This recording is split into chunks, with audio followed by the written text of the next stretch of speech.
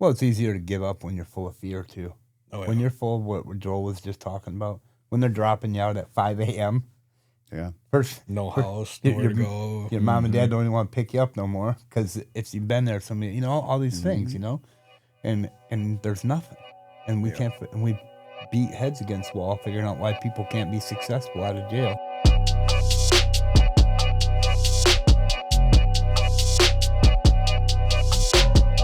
Welcome back to the Level Up Life, Muscle Mindset Mastery. I'm your host, Adam.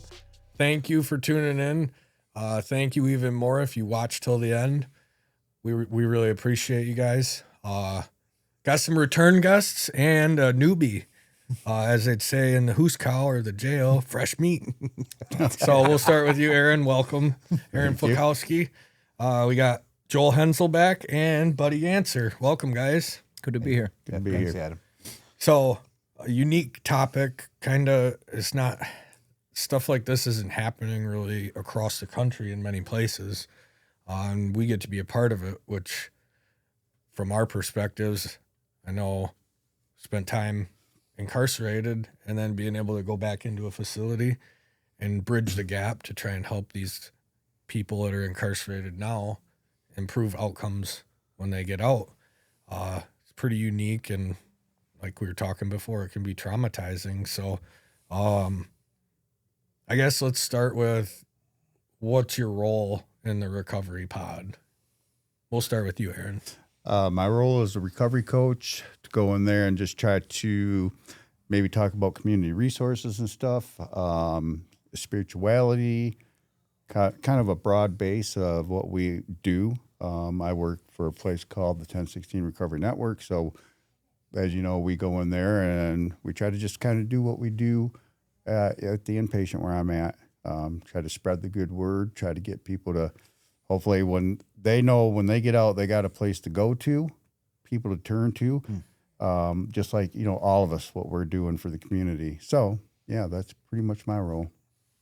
What about you, Joel? Yeah, I'm going in as a recovery coach through J&A Counseling. So I run my own group there once a week. That'll be on reentry, trying to prepare the guys for when they get back out into the world. I go in with our therapist, Heather, and we do a Helping Men Recover group. And then I also go in separately just to do one-on-one recovery coaching with the guys, which is a lot what Aaron just said. A lot of kind of case management stuff, man. Like, where are you going to live? Where are you going to work? How's your family? What's the recovery plan moving forward? So do you help them with, like, this is how you fill out a job application, and this is how you build a resume? Yeah, we can. We can for sure. But the cool thing is we got the school involved in there now. So, Right. And they have been wide open on to, like, what should their curriculum look like. And they've reached out to a lot of us in recovery to kind of build their curriculum different from the rest of the jail. What does their curriculum look like as far as recovery specialized? So that's been cool too. Yeah. Mm-hmm. It's awesome. Yeah. Important work that you guys are both doing, because having peers that have kind of been in there in that situation to guide people, it makes all the difference. I know in my early recovery there were those that guided me, and like, as long as a person's willing to listen, then Right. you guys become an invaluable resource. Yeah, peer support's been a game changer, I think, for all of us. Right. We've all been there. Both We've ways. all got ourselves out. So, Yep. What about you, buddy? Well, so I'm taking a 12-step maybe in there, one night a week. And then I go in as a recovery coach for J&A, and we're working towards an employment piece through Community Construct. So we're going to try to be in there as much as possible. So they have potentially some employment when they get out. Yeah. And we're definitely working in that direction. That's super early on. That part of it is mostly it's the same thing, peer support, and really it's kind of a learning thing right now. Like, we're trying to figure out what is it? A week and a half? a week and a day now. A week and a day. So we're kind of like figuring out what's going to work and what's not, considering we've all been on the same team for a long time now, but we've never actually worked like Side by as a side. team side by side in a controlled setting. So it's going to be neat to see how it shakes out. Yeah. And I get to be part of the team too. That's right. Yeah. You are part of the team. What are you doing in unique, there? unique fitness component. So, teaching the guys like benefits, like what has fitness been for me?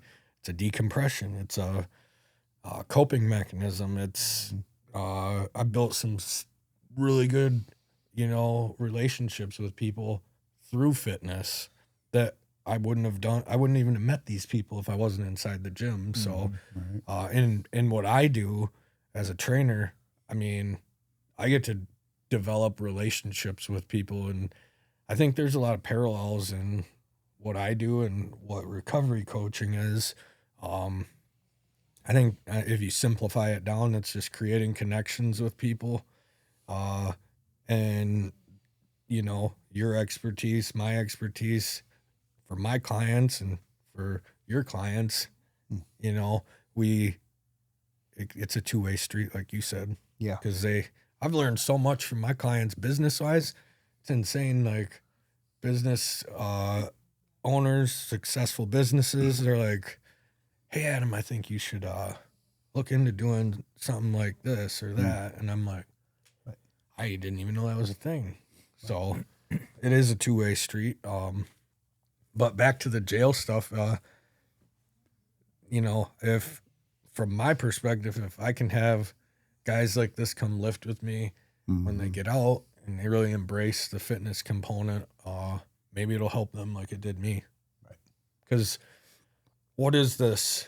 What's the difference between what this pod is, because we all know their schedule, and what a regular jail pod is? Anybody want to answer that? Yeah, as far as schedule goes or energy of the pod?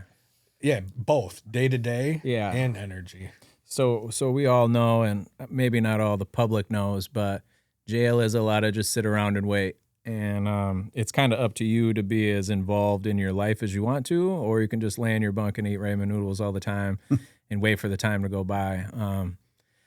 I do know that jail is the time where most people do the most self-reflection and kind of evaluating where their life's at. So that's good. It's prime time. If we are going to invoke some change into people, then this is the time. There's no really outside things at play. But yeah, I was privileged to kind of sit in and help build the schedule. So we really sat down and we thought about what is recovery, right? Because recovery is a lot different than it used to be 30, 40 years ago, right? There's a lot more option. There's a lot more pathways. Clearly there's more organizations and agencies. And it was kind of my thought process that if you were out in the world and you got introduced to recovery, or someone's like, you need to stop using, go get some help. Like, what are the options for you out here in the world? And I thought that would be really cool if we could provide those options to people that were in jail, not just have a monopoly on it where it's just one organization that runs it and this is the pathway that everybody has to do when they come into this recovery pod. What if we get a little taste of everything that's out there that's available?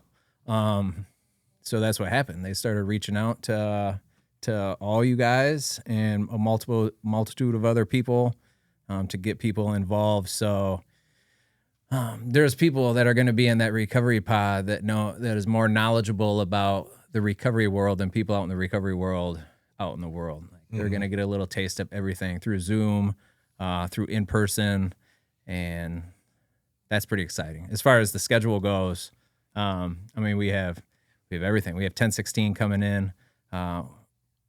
We have on Zoom meetings, they have Smart Recovery, Refuge Recovery, Pure 360.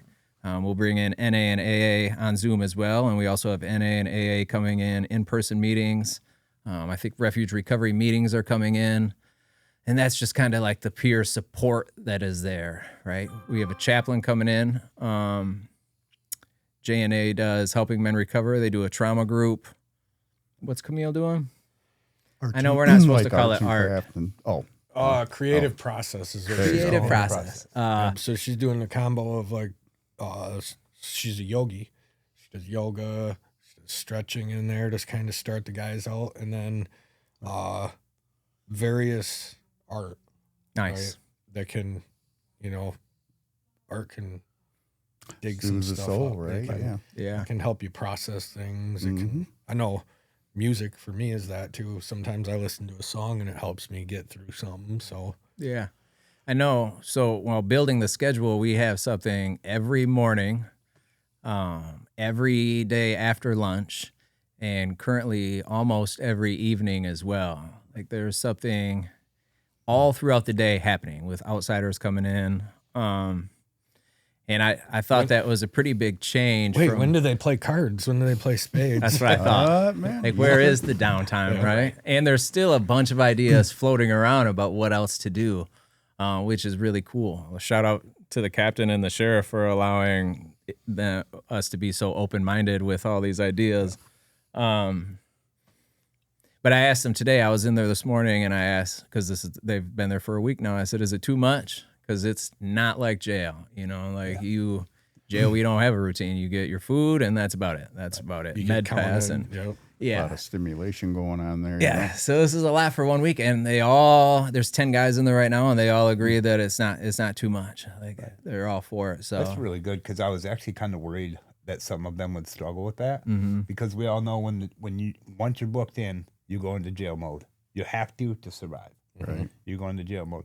Now we're not letting them out of jail, but we're expecting them to come out of jail mode. Yeah. yeah, Right, and that's going to be a tough.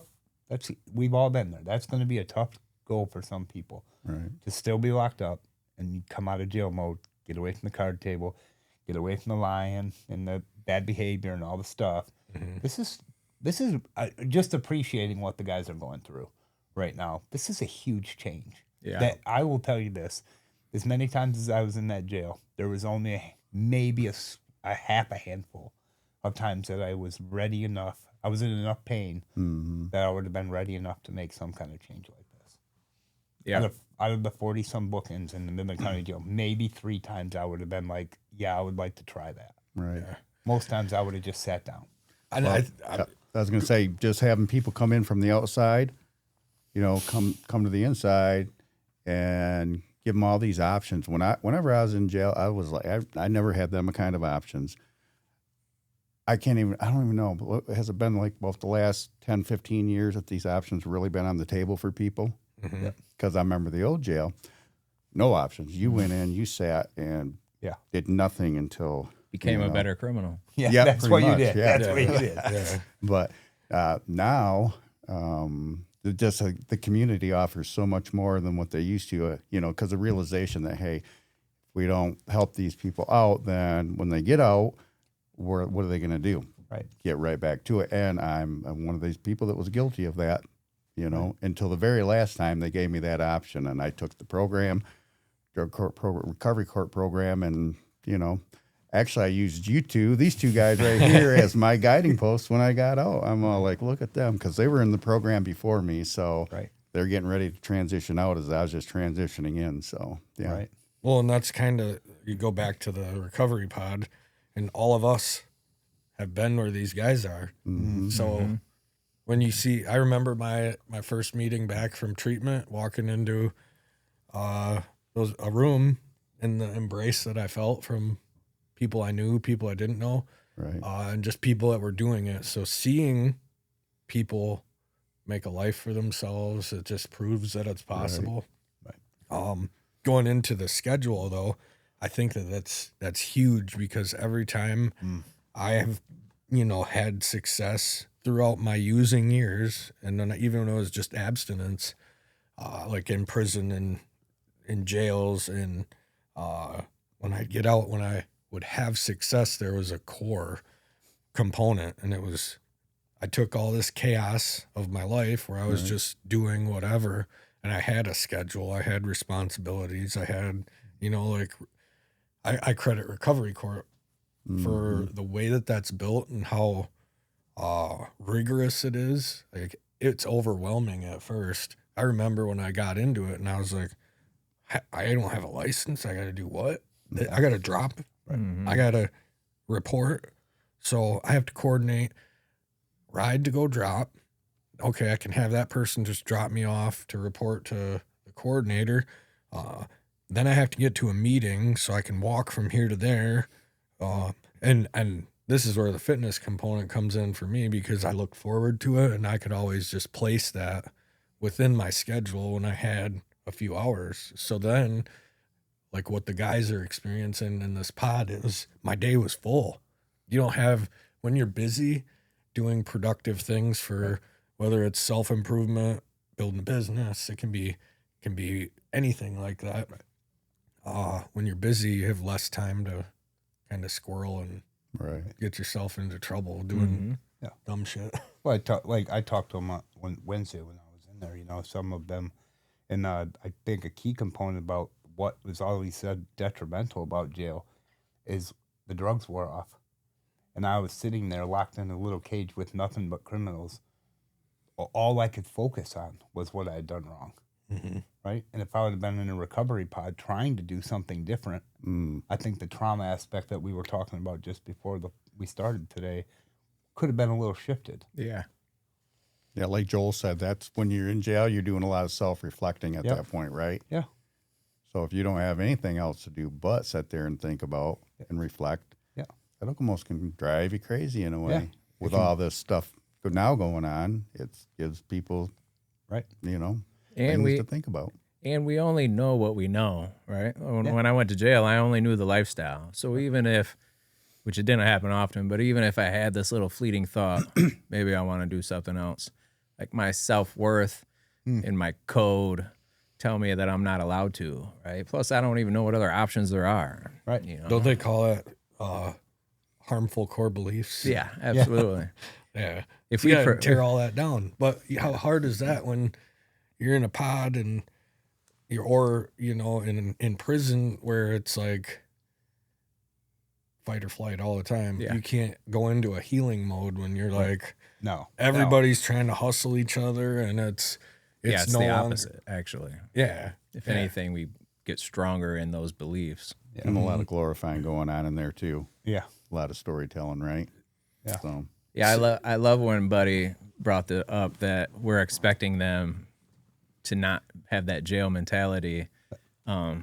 It's even more like, not only are we not expecting you to not do that, but we're expecting you to have a recovery community mentality, which is loving and caring, and we drop the egos and supportive. Like, that's what we're asking you to do. It's wild. It is wild.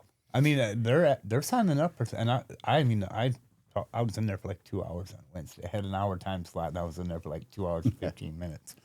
But that's a lot of what we talked about.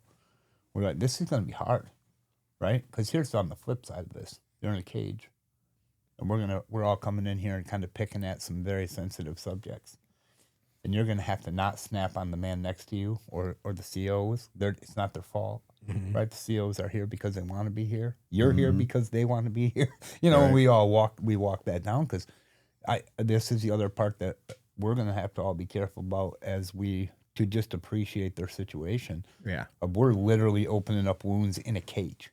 Right. And then talking about your fitness thing. It's like that's going to be one of your saviors, right? That's the one time a week that you just get to hurt yourself beyond belief in a positive way, and you embrace that. Yeah. Right. Yeah. Well, you think about justice system as a whole, from a public perspective, you have like what? It's public safety. It's why there is laws. It's a deterrent. Right. So people don't break these laws because you have time. You have to spend time.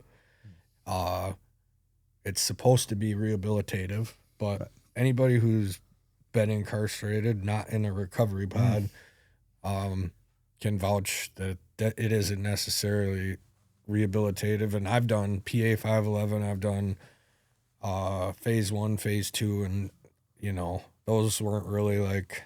Didn't you do boot camp too? Oh, I did boot camp too. Yeah, none of those were really conducive to healing. Right. So when I think about like, what do we as a public prioritize? Is it, punishment, public safety, deterrent, or is it rehabilitation? Because can't we accomplish, still hold people accountable. Like, you broke a law, you need to go to jail. Right. We can still hold them accountable.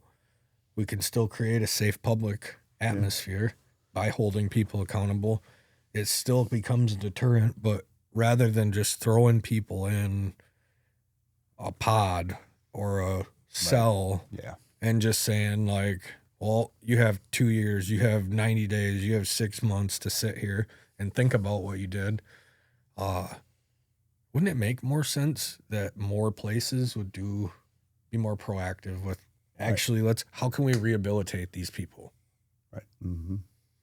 How can we prepare them with tools that become assets when they get out? Right. They're set up for success.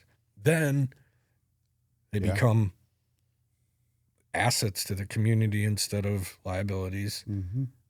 They're they have jobs, they pay taxes, they volunteer at local community events, they become leaders in the community, like, it's possible. So I'm like overwhelmed with joy that we get to be a part of this. And then also we have some pretty cool leaders to be able to coordinate this, because I feel like this should be a nationwide conversation, should be happening in every jail, in every prison. We need to really look at what are we doing. Yeah. Right.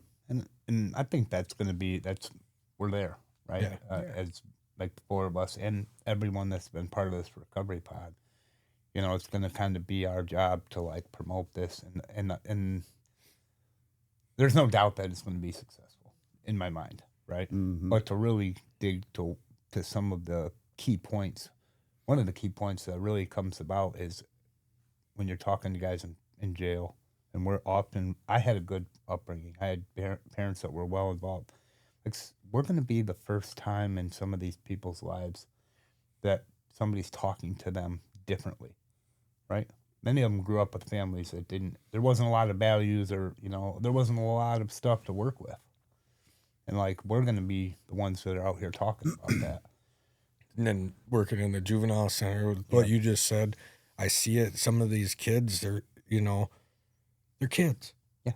And when you are born into like a terrible environment, it's, you just go into this survival mode. Mm-hmm. And it's, Sure. your coping mechanisms are no longer like, you're no longer balancing the good that can happen out of a situation versus the bad. It's more like, how do I survive? So, Or you might survive just your environment, what it kind of demands from you, like, if you grow up in a certain neighborhood, you're going to act a certain way. But I think, become a functioning and contributing member of the community is more fulfilling than, running the streets and doing no good and stuff like that. With this recovery pod opening, it is a huge shift in how things are, and it's working its way into the prisons, like recovery coaches and stuff going into the prisons and stuff like that. Things that I never thought would be possible. I never thought a pod would be possible. Right. Back in the day, I'd be like, geez, just think if they opened up the catwalk and let us walk up and down it, and we could like visit with each other. They're like, that'll never happen. You never know. Well, look at now what we got. Right. Back in the old days when you went to jail, you were definitely not doing any of this stuff. So Right. It's a changing world. yeah. I know when you mentioned the public and kind of like what their view is, I don't know how qualified I am to talk about this, but I know like a lot of people mention, there goes all my money. That's all my tax money, which is a valid concern.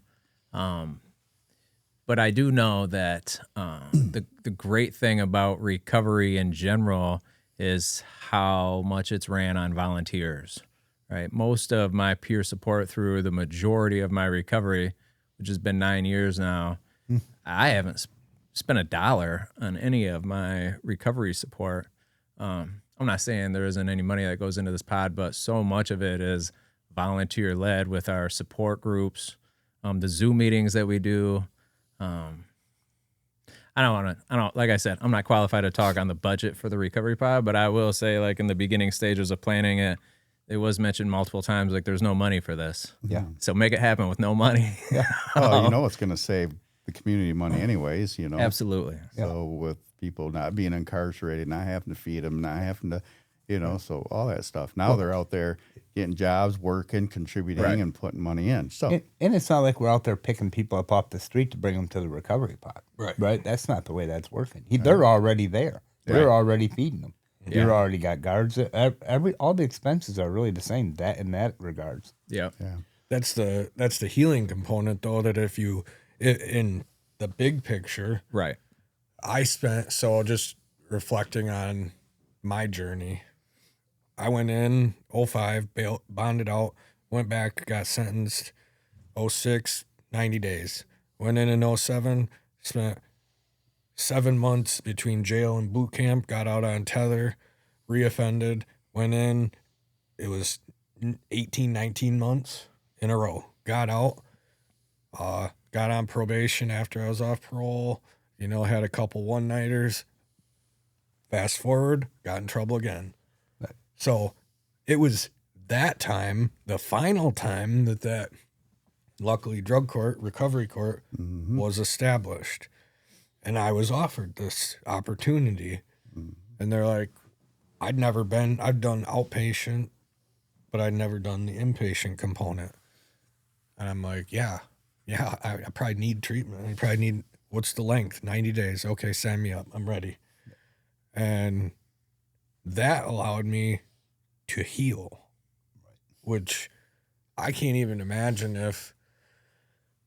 because anybody out there who spent time in jail, if you don't want to learn a new way to break laws, you have to be like, while you're in there. Yeah. Right. It's like, they call it the school of hard knocks or whatever you want to, you know, those nicknames for it. But I remember one of the times I went into Midland County Jail, and, you know, I'm like, this book looks good. I'm going to pass some time. It's like 900 pages. I'm going to read this one. Keep me busy for a little bit. I open it. The front cover, it's got a meth recipe on it. Yeah. And I was like, oh, yeah. That was your book. Just jotting things down. well, and I'm like, I can't even look at it. I had to just flip the page really quick, because one thing I know about my substance use history is if I know something that I can get money, if I'm in a dark place and I'm detoxing, I'm probably going to use that. Another one I had to learn, or deliberately not learn, was mortgage scams in prison. People were trying to teach me, and I'm like, dude, I don't want to know, because I'm trying not to come back here. And it's hard to unlearn things, right? Yeah. Yeah.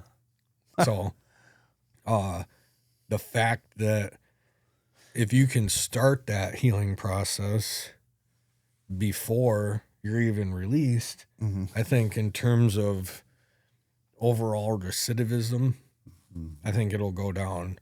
And I gave, you know, I know Sheriff Holzinger gave the guys a pep talk about it and about the pod, and I did also. I'm sure everyone's like, hey, you know, giving them a pep talk, but I said, so this is like a magical thing that's happening. You guys get to be on the very, very forefront of. Right. So what you do now and how you behave, not just in here, but the results you get in your life after, You're right. you're leading the way, you're paving the way. So if it's not successful for any of you guys, people are going to question if the program is successful. If every single one of you goes out there, doesn't reoffend, maintains recovery, people are going to look at the program as being very successful. Right. And what that means is typically more opportunity for people for this healing process. So, I didn't want to put pressure on them, but I'm like, it is on you guys. It's on us to come in and provide Right. services that help you guys, and it's on you guys to take the help. Yeah. I went in every morning this last week, and I was just stoked that they were there ready for the meeting every day at 9 a.m.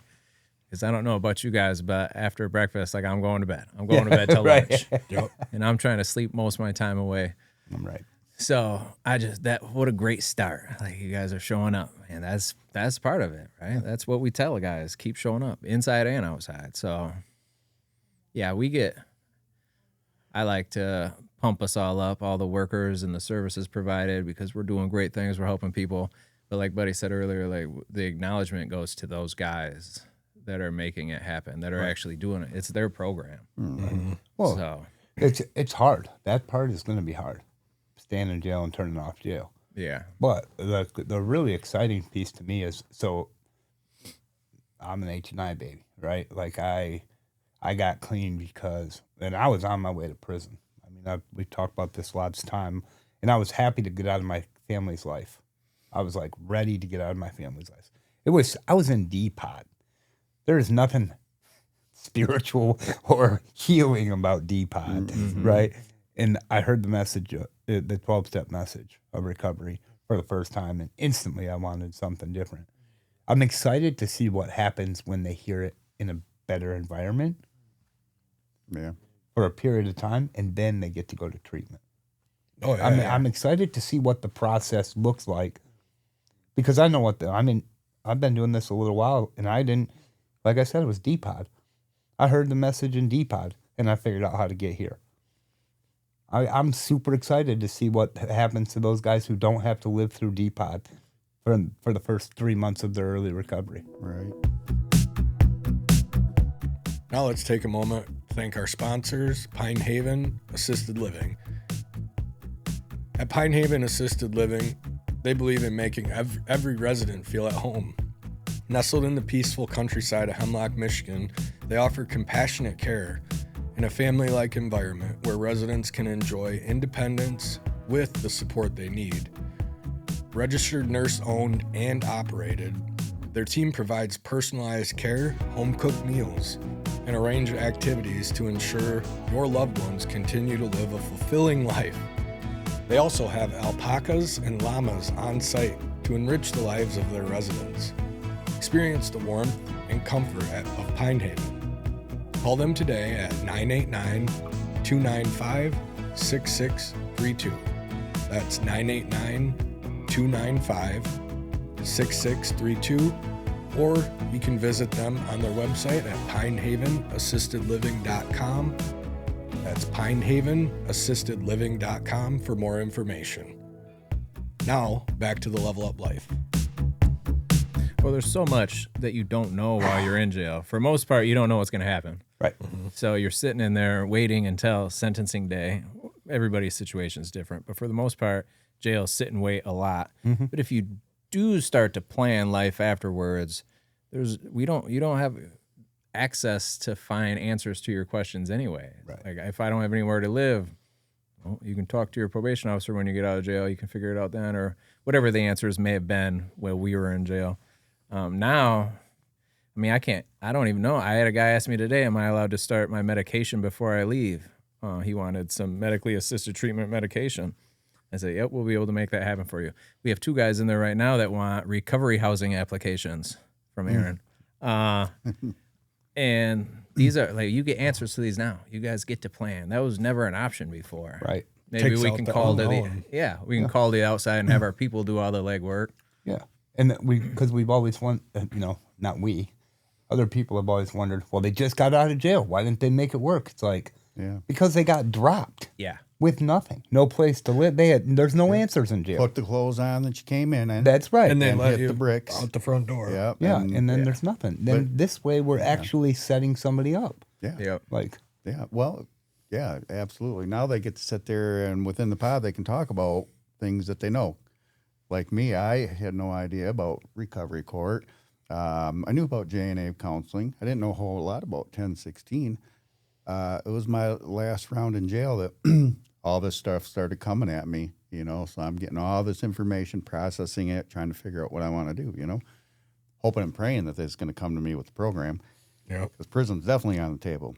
So when they did come at me with the program, I absolutely took it. But I knew about the program from, communicating with people and learning more about it and stuff like that, and knowing exactly what I wanted. because it's really easy to get in there and just say, well, I'm going to, you know, run my time down and get out and get back to whatever I do, whatever that might be. But now you get kind of filled with hope by these positive stories of recovery, right? So it serves a lot of purposes being in jail now. Yeah. Well, it's easier to give up when you're full of fear, too. Oh, yeah. When you're full of what Joel was just talking about, when they're dropping you out at 5 a.m. Yeah. No house, nowhere to go. Your mom and dad don't even want to pick you up no more because if you've been there, somebody, you know, all these things, you know, and there's nothing. And we can't, and we beat heads against the wall figuring out why people can't be successful out of jail. Why do they keep reoffending? Right. When jail makes everything worse. Yet we know it's a necessity. We know you have to have some kind of punishment if you break laws. But it literally, now you have no job. You have no place to live. You probably don't have any of your belongings left. And you might have a ride, but you just don't even know where the ride can take you. Yeah. You know? And we're trying to alleviate not all of it, but as much of that as possible. And that, like Joel being in there every single morning, right? All of us, you know, that's the whole point of them not going days without services in there. Yeah. So they can stay at least forward momentum. Yeah, and somebody that's lived it to go Right. in there, you know, and communicate with them Right. too. Do you think the rigorous schedule is going to weed out the people that, you know, don't truly want it? Yep. Who are maybe just like, I just don't want to sit in my cell. I'll go down here, and then they get into it and they're like, yeah, I'm sure this has happened. I'm sure it'll happen. If it hasn't, there'll be someone that's like, I ain't doing all this shit. For sure. Yeah. And they want to do something else. They want to just go sit, play cards, you know, which that's a personal choice. Yeah. They might have more friends over in that pod than they got in here, things like that, right? So I think the schedule will definitely do that, but hopefully the other guys will do that. You know, hopefully the other guys will push the people out that don't want to be there. Today we were in group, and Heather was asking, what are your guys' expectation for this specific group? Like, what do you guys want to get from this group? And then the next question was, what are the things you guys can do to help facilitate these things happening? And they said a few things, and the fourth guy said, accountability. We all need to be accountable to ourselves and to one another to make this happen. And I just thought, man, that is loaded in jail. Right. Keeping your friends accountable out here in the world is a challenge, right? But to do it in jail where you shouldn't be keeping anybody else accountable, that's against all kinds of codes. That's the talking point for, because I have some in the program I have built. I have some talking points that, you know, while I'm teaching them correct form and stuff, we're gonna be talking about. And this week it's actually accountability. Nice. And I kind of dropped a little crumb to them last week, and the way I frame accountability for myself, and chime in if anybody out there can relate. So I sat there and I was blaming my dad dying, blaming my grandpa dying for my behaviors. I sat in D213 up in the corner, D-pod, and I was telling my bunkie how pissed I was that they revived me just to charge me with felony. And I realized in that moment my thinking was off. So that opened the door for some accountability. And I actually got to a point where I was like, it went into a dark place, because I was like, man, my life is shit. And it's literally all my fault. I made this decision. I made this decision.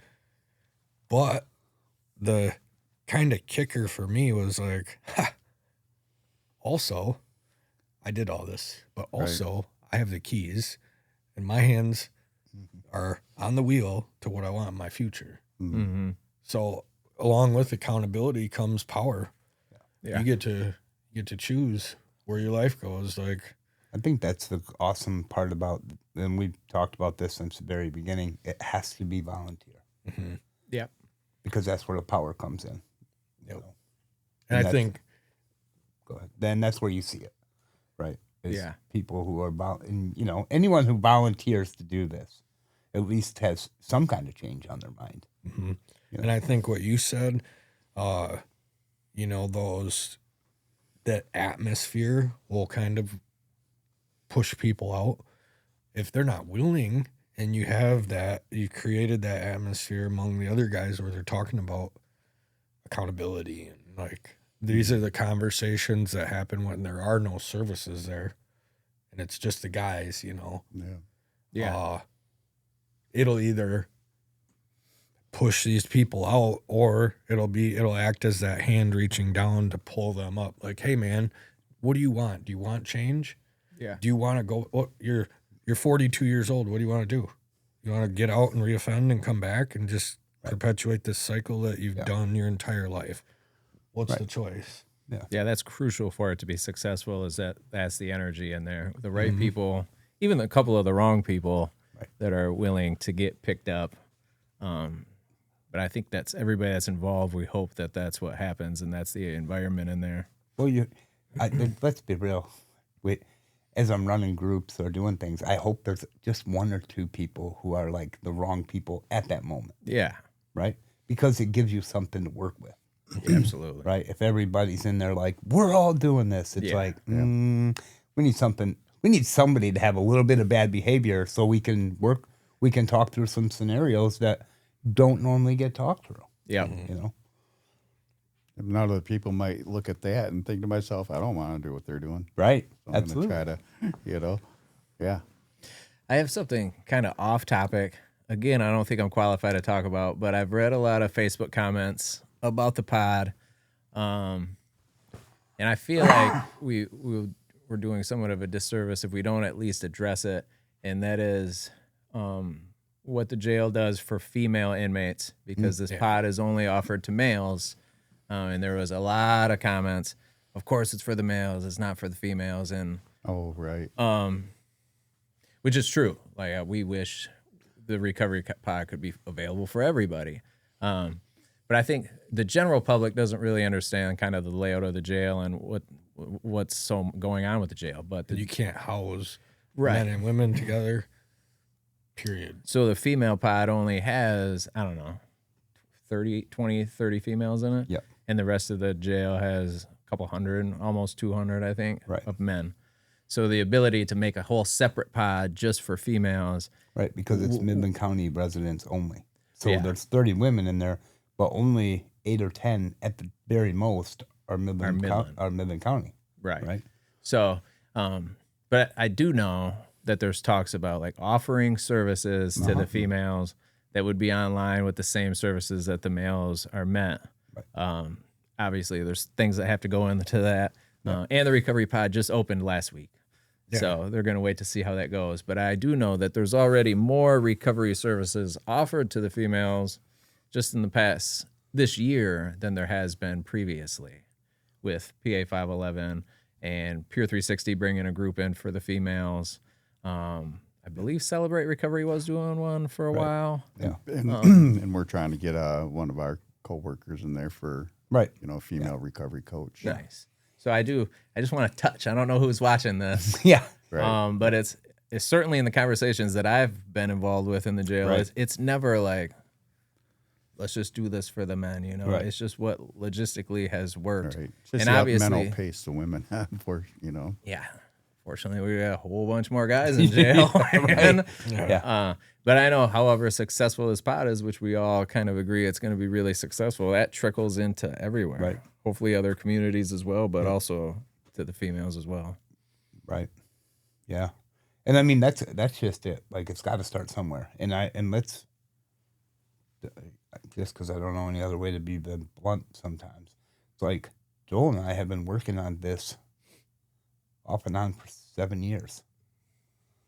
7 years working on this. We can't start a women's pod. Right? There's women out there that are more than willing. They will. And I would guess that our sheriff would be 100% on board with it if there was the space available, even if it was for 3 girls, 3 women, 4 women. Yeah. And like he said, it's been in the talks, right? But the 4 of us, we have been doing this for a long time together, right? And we've just consistently been doing this, and like that, like the numbers, the accessibility, they are what they are, right? And we're trying. Yeah, I mean, it's not like by choice, like we're going to neglect the women. Right. It's not.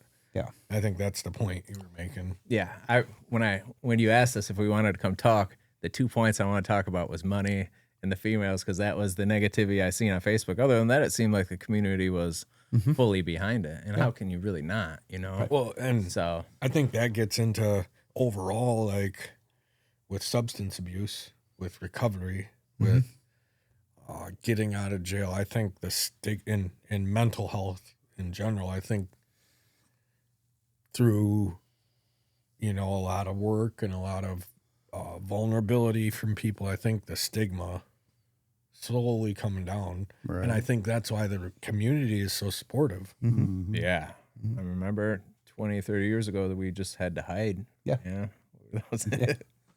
Pretty much. I mean, sure. like what, 12 years, a little over 12 years ago, from Coleman, man, I never heard the word recovery. How long's, I know, so I went to prison in 2008, and when I got out, recovery court, I believe it just started. Right. So, Yeah, I went to prison for the third time. I went in 2009, and they were interviewing for recovery court. I was fingers crossed, man, but no, not for. No, I'm the only one here out of all of us. I didn't make the cut, but well, and it's been the whole world has changed in that period of time in the past 10, 12 years. well, in recovery court, you could look at it like this: like there were people before us that were in there for substance use that pioneered. Like you guys were the ones, everybody out there that spent time in and got sent to prison, and there weren't these programs available to My Hope, recovery court, all those. They were the pioneers that, the judges sat there and they're like, we need, Right.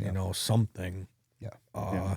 something different in this community. So thank you, Joel, for Yeah, being that guy. absolutely. absolutely. I'm glad I could go through that to make it easier. And thank you, everybody else. It's all by trial and error, right? Yeah, That's what this that's what it recovery is. pod It's is too, it's though. fluid, Well, right? It's all fluid. And so. we all know that it's taken all of us to get to where we're at today, right? And that's just, I'm we've all went through our stuff, Yeah. right? But isn't it cool now that we don't have all the same path? Yeah. Right? Because people can gravitate to Joel who didn't get a recovery program, right? Yeah. And I never made it to prison, right? Luckily. And some people think that disqualifies me for being in the position I'm in, right? I've had people say that, literally. I'm not qualified to be a recovery coach because I've never been to prison. And it's like, okay, Yeah. well, then you're going to work with Joel, right? You got And one that's- less stripe there? I got one less stripe. And, Yeah. Didn't and- quite make the grade. I didn't like the grade, and that's okay because that's just reality of it. Well, they do that in, like in the outpatient setting, right? Yeah. They always want to check who's went through it and who hasn't. Yeah. And if they haven't, then they're not qualified to Right. work with me. I don't want to undo with them. But like I tell them, there's a little bit difference. Both aspects, you can learn a lot from each one. Somebody that's had the experience doesn't have the education, as opposed to somebody that doesn't have the experience but has the education. Right. They mesh together. Right.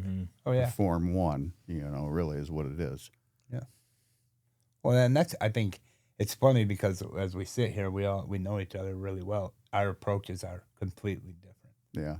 right? And our avenues to recovery are really completely different to a degree. Yeah. And that's probably what has created the atmosphere of recovery in this particular city, right? One of the things is, and not just us four. I'm not saying it was all of us, but like we have two judges who are a little different, but both all in, right? We have a whole staff, the jail administration, the courthouse staff, the recovery community. We just have a ton of people with just so many different cutting edge ideas. Right. That have allowed all of us to come in and use our strengths. Yeah. Yeah. And people care now. They care in a different way than they used to. Instead of just it's a job. I'm going to do my 9 to 5, get home. I don't have to leave behind. It's it's changed a lot. Well, I want to have a deeper conversation at some point about justice reform in general. Yeah. And we're talking about like what I want to talk about is sentencing laws about like and people look at sometimes what the judges sentence people to, and they're like, oh, well, this guy got hammered and this guy got a slap on the wrist for the same thing. What the heck? The judge is being biased. But the way I think what people don't understand is there's a grading system. Right. You have your current offense variable and your prior record variable. Yeah. And then it charts you based on, so for me, a possession, which is a 1 to 4, it's a 1 to 4 year crime. Someone who has no record might do 90 days. Right. Where if I got it because of my history, I'm looking at a habitual offender, 4th, and I'm probably looking at an enhancement of, the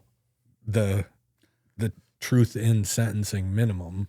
Exactly. Which then the tail changes. So, I'd like to sit down with some lawmakers and find out, what do you guys really think about,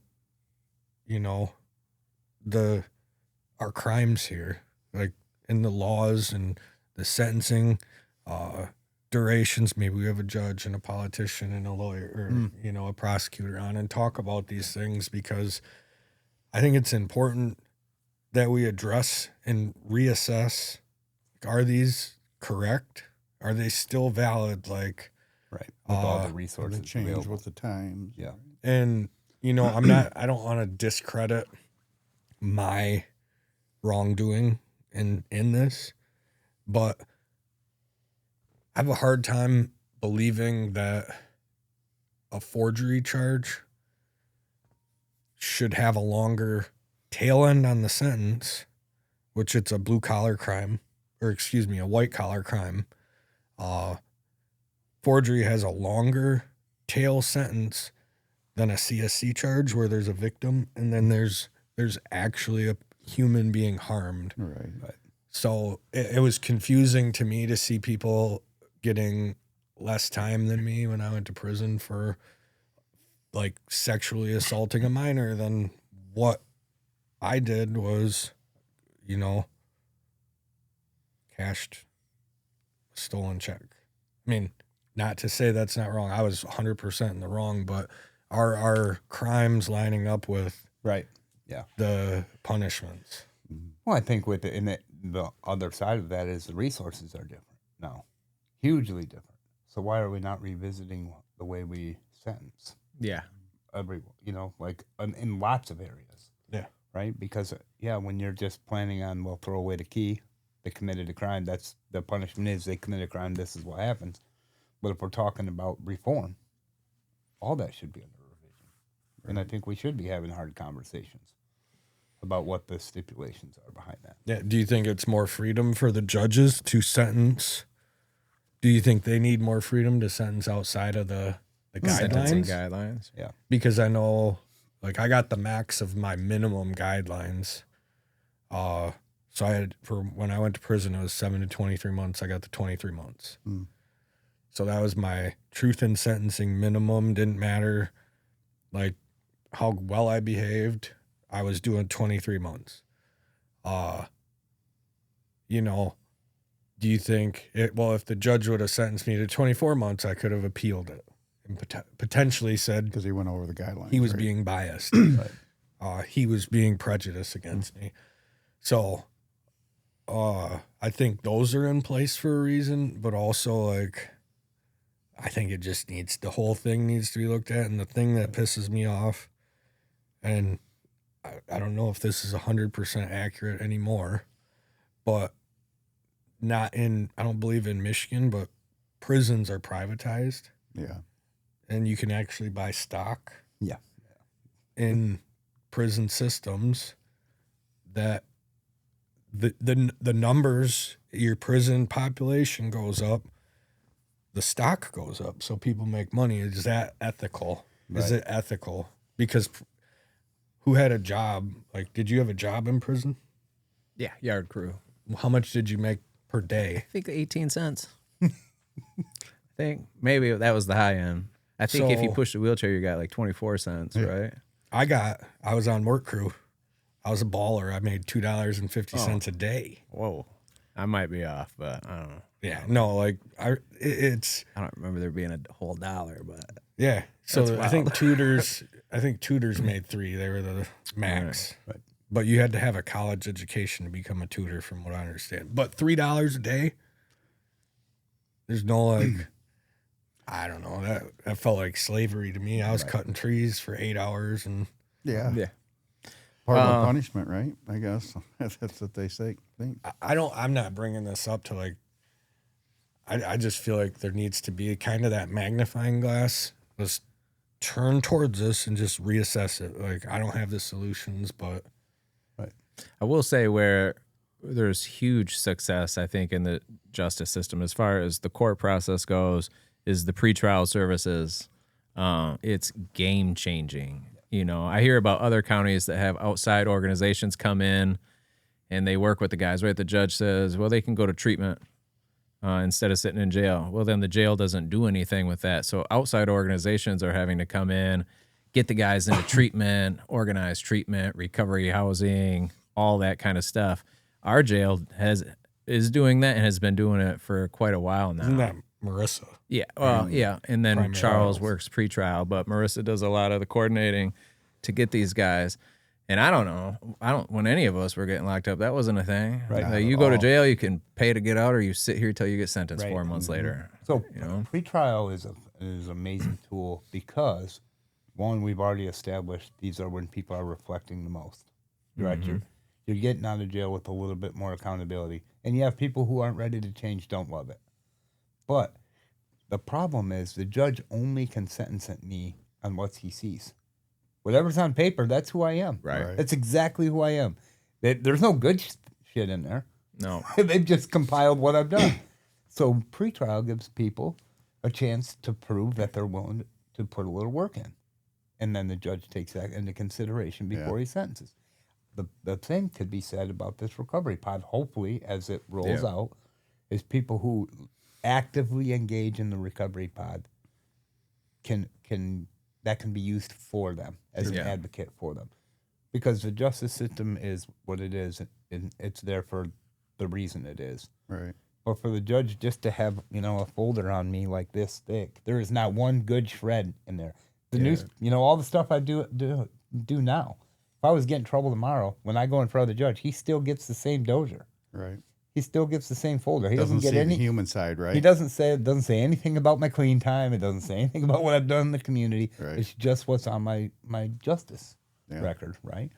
Hopefully some of these, like what you're talking about, like the sentence reform, some of these things Yeah, should be these talked things about. will affect sentencing time. Yeah. Like, how are you doing from the time the crime happened, or are you coming to jail, whether you're in the pod or pretrial? Right. It's you have the control and the power now to affect your own sentencing. Right. Yeah, that's Yeah, pretty it's time important. to prove yourself, right? Yeah. Yeah. By your. What do you really want? That's what I always tell people in jail. I said, don't be acting a fool up in here, man, because they know. Yeah. You want to look good when you go in front of the judge, for sure. Just like if people are in jail and they manage to get out and come to us, 1016, for services, before they get sentenced, that shows a lot, right? Or if they come to J&A or so. Yep. Yeah. And we can be a huge advocate for people who show up. Yeah. You can't advocate for people who don't show up. Right. And if you don't know them, you can't. Right. So pretrial helps that process, right? It makes the connection between everyone getting out and us, just like the recovery pod does. And that's the cool part about the recovery pod being, because pretrial services was useful, but still small and limited because it was so small. With the recovery pod, there's all these new resources going in there. Right. Yeah. So now they're not limited to like me, Joel, and you. Now they have you as part of a resource. So like we're building. Everything we're doing is building on the next thing. Skill building, right? Yeah. It's like a lot of people that will come into recovery. Well, what do a lot of them want to do? They want to become a recovery coach. Mhm. Some want to become a therapist. But, that's really good. That's skill building. That's, learning new things, finding new ways to live. So, Right. they want to emulate it. Show me your friends, I'll show you your future, right? You are the average of the 5 people you're around the most. Mm-hmm. Right. So I want to have another conversation with you guys about this. Like, let's keep what we're doing for a few months, and reconvene on the show here. Reconvene. Yeah, absolutely. Anybody out there that's listening that has questions about what we're doing, feel free to reach out. If I don't have the answer for you, which I don't know everything, I'll direct you to who does have the answer. So, once again, if you're still watching at this point, you're one of my favorites. You rock. Thank you. Till next time, don't forget, like, subscribe, share.